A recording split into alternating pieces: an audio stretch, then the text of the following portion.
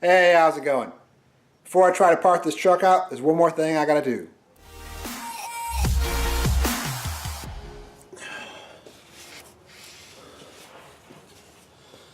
So, I kind of left one thing out, and it involves me removing a plug from up here and putting in this brass adapter. So, give me a second, I'll show you what I'm talking about.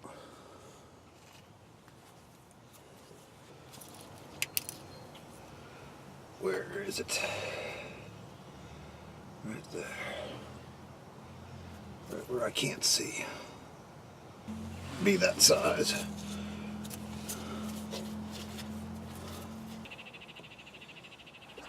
I'm back.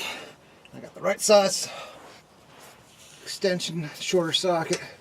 It's gonna work. Can't really see it, so I just kind of feel it. Well, I can almost see it, but then when my hand goes in there, it's part of being a DIY mechanic. Gotta feel the hole. Oh, another one. Man, these gloves are just not holding up today. Boy, that front shaft is right in the way, and that exhaust pipe is right in the way. Remind me never to buy another 4x4. At least not working on one myself. Phase 2. I have to put another brass fitting in. That goes right into the exhaust.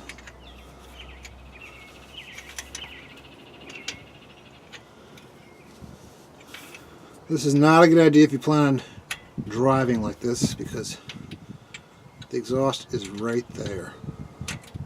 I'll show you when I'm done. Last but not least, gotta put the line adapter on.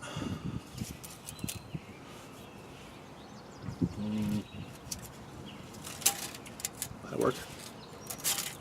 No, it won't. Oh, you're falling apart. Oh, it's falling. Once again, my big hand is in the way, so I have to feel it out. Oh, come on. Oh, that works. That should be good. Oh, like I said, right in the freaking exhaust. Well, let's do this. Yeah, that'll work.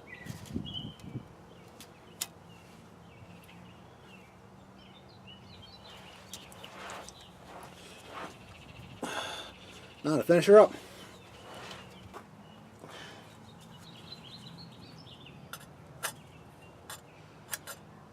Well, if you haven't figured out what I'm doing by now,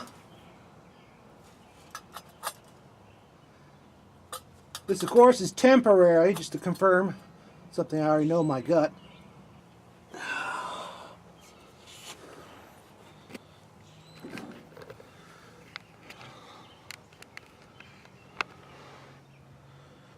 Up there where that bit of brass is where the plug used to be. Well, a little deeper than that, but you get the idea. Still, that line is pretty close to the exhaust, so this is not a good idea if you plan on driving it like this, or at least you'll have to use copper line. But like I said earlier, this is just something temporary until I confirm what I already know, and then I'll put the plug back in. There we go. How's my hair? Okay. Moment of truth.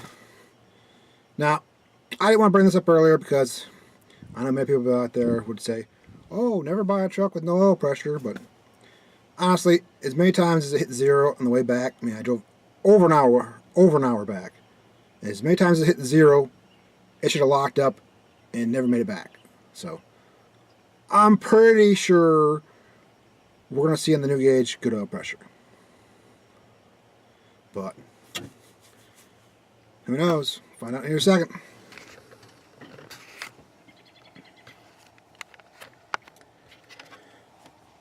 Moment of truth.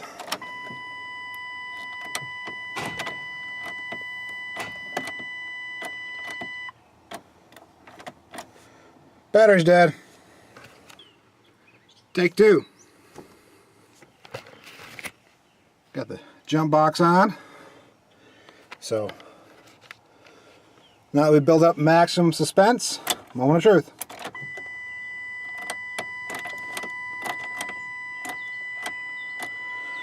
Bad connection.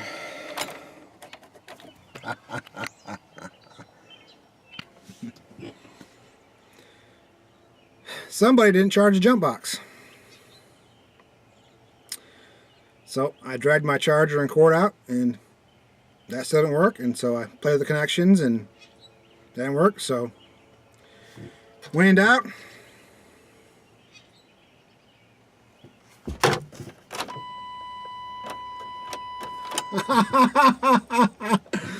be right back.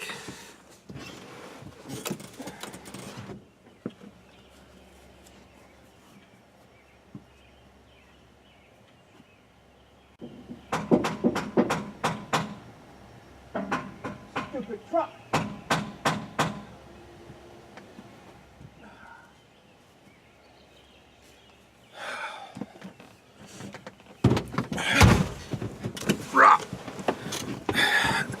It's jacked up, so that's what's hard to get in. So when in doubt,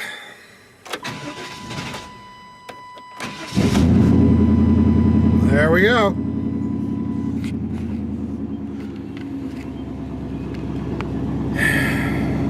Of course, the gauge isn't acting all funky now, so we'll have to let it warm up. Let's check underneath.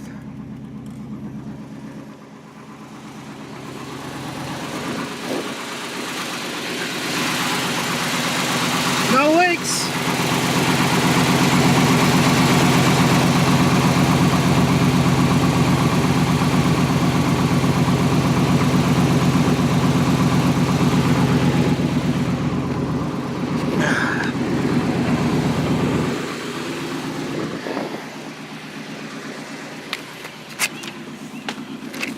Let me get out of the wind. Okay, so that's what I thought. Still, I'm gonna let it warm up just to confirm this.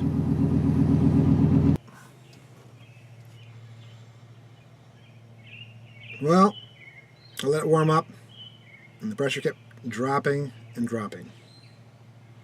So I shut her down. The gauge on the ground under the truck read the same as in the truck. And that's not good. Guess my gut was wrong. Still no knocking or other noise. So maybe 2 PSI is better than 0 PSI? Yeah. I think at this point it's a salvage operation. I still got a pair of Vortec heads. Maybe it just needs bearings. Maybe. I don't know. Definitely not letting anyone take it for a test drive to try and sell the trans or transfer case.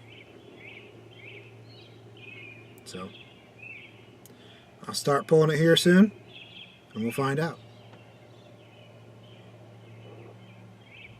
Thanks for watching. Keep it real.